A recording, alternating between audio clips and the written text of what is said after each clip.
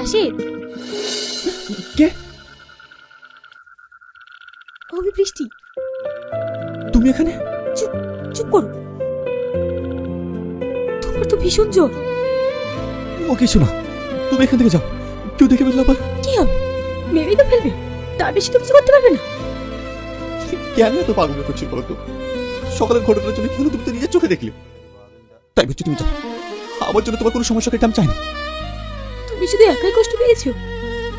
তোমার গায়ে যতটা বাইরে আঘাত লেগেছে, ঠিক ততটা কষ্ট আমার বুকে লেগেছে। কেন? জানি না, তবে এতটা কষ্ট আমি আমার বাবা মারা যেতেও পাইনি। মনে হচ্ছে এই পৃথিবীতে সব থেকে আপন কেউ যদি থাকে সেটা তুমি। এটা দেখে তোমার পাগলামো মনে হতে পারে, কিন্তু বিশ্বাস করো, আমি নিজেও জানি না কোন টানে কোন পায়ে আমি বারবার তোমার কাছে ছুটে আসি।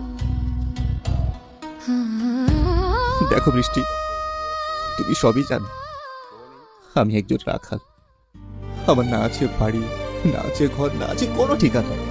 তাই এই মানুষটাকে কেমন করে মায়া বেঁধো না, যাতে তোমাকে দেওয়ার মতো আমার কাছে কিছুই না থাকে। দেখো, তোমার কাছে আমার কোনো কিছুই চাওয়ার নেই, শুধু একটা জিনিসই চাও। কি? কি চাও? তোমাকে। তুমি পাগল হয়ে গেছো?